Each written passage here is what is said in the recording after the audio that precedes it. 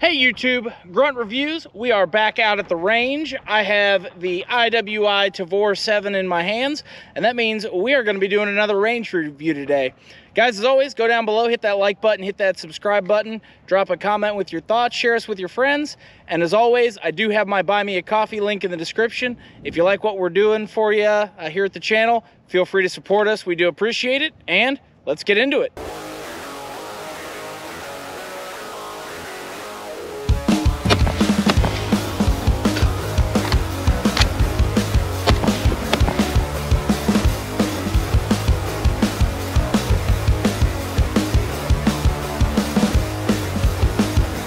All right, guys, so first things first, as always, first magazine to check function. I've got some PPU.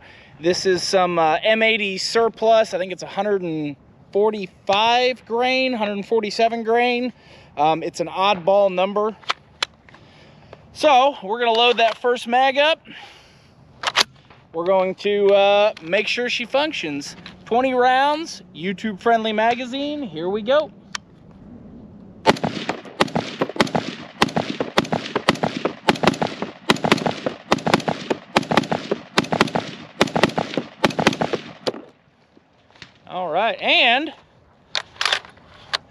All right, so that one still breaking in, did not lock back, if you can see there, so that's a little bit weird, but outside of that, ran good. We are still on the normal gas setting, so have not changed anything like that. Just wanted to double check. Definitely runs, definitely functions. Recoil, very manageable for what it is. This thing has a decent amount of weight to it without being overly heavy in a 308 or 762x51 platform. So far so good. Let's go put some more rounds through it. All right, so we will highlight the reloads on this. Being a bullpup is going to be a little bit different if you're not used to it. So 2 reload and 2. We'll lock her in. We'll send the bolt home and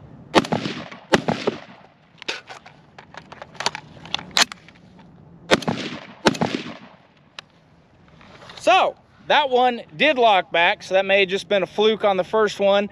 And like all of our videos, these are straight out of the box, no lubrication, no nothing. Let me strip that bad boy out of there. I do like the MDRX. If you've seen some of my MDRX reviews, this with that button pushed slightly out at a little bit more of an angle, does have a little bit more positive feel. I do like that setup. A little bit more solid engagement, so you know the mag's coming out. Loads very easy. The bolt release button very large, very easy to run. Obviously, if you're coming from an AR style platform or something like a SCAR, any traditional rifle, it will take a little bit of adjustment to get used to that mag in the rear. So something to consider if you're looking into the T7 or bullpups in general. I'm gonna do some more shooting and we're gonna do some accuracy testing.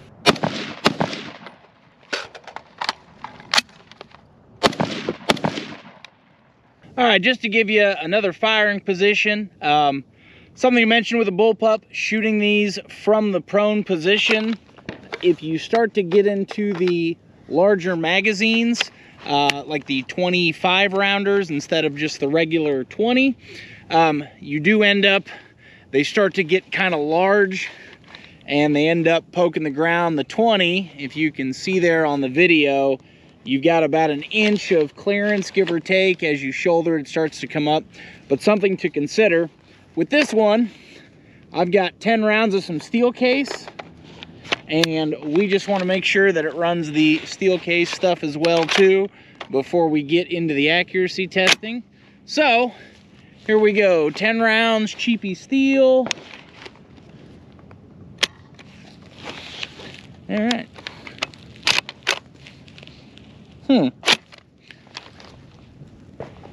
Looks like strike but no fire there. I'll get rid of that turd. Let's see what the next one does.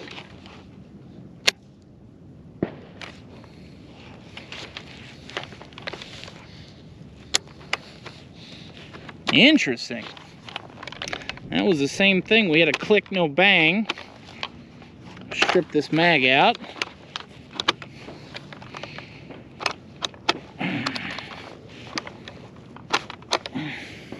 Well, let's go get a closer look on this. All right, so I had to smack the charging handle against our table back here a couple times. May have been an out-of-spec round. This is the real cheap Wolf stuff, but wasn't fully into, didn't want to go fully into battery there. It did eject it, just took a little loving. Let's see if it'll finish this bad boy out. There we go, she's in battery.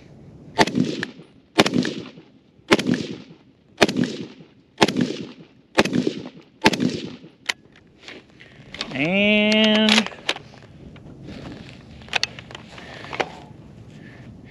interesting.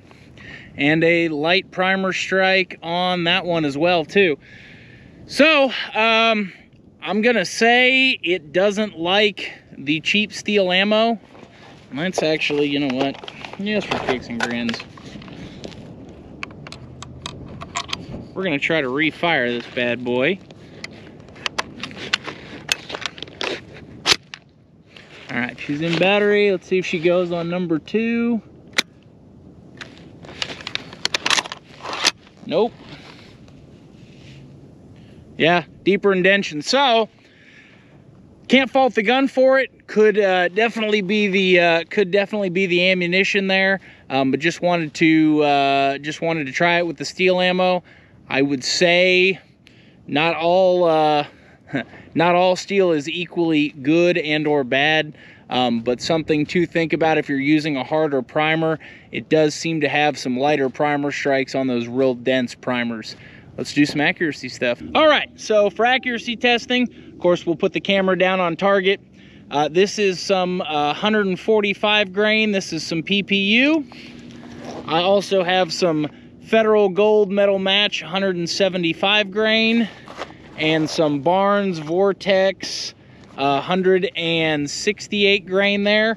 We're gonna fire three groups of 5 and see how she does.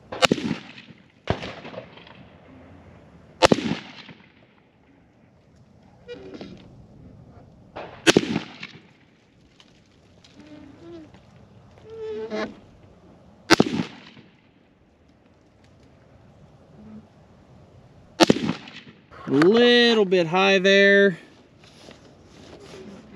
Looks like we actually had a 2 almost dead on.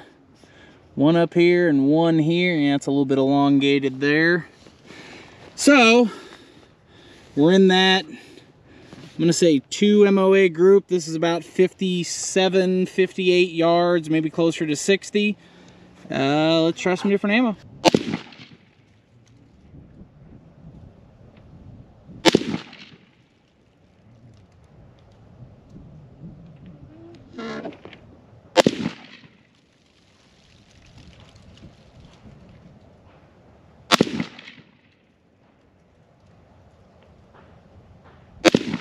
All right, so little bit bigger than a fist-sized group there, and this is the 175 grain gold metal match. We are going to try the 168 grain next.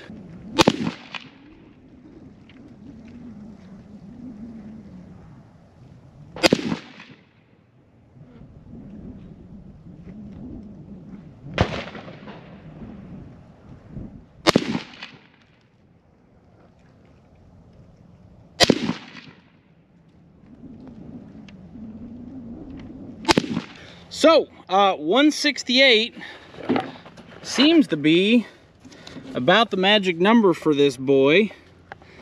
We got 1, whoop, wind's moving there. We've got 3, I'm gonna say within a ½ inch and an outlier. We are all, or a flyer, we are in up to the first knuckle of a thumb there. And I'd say probably 1.5 inches all the way around.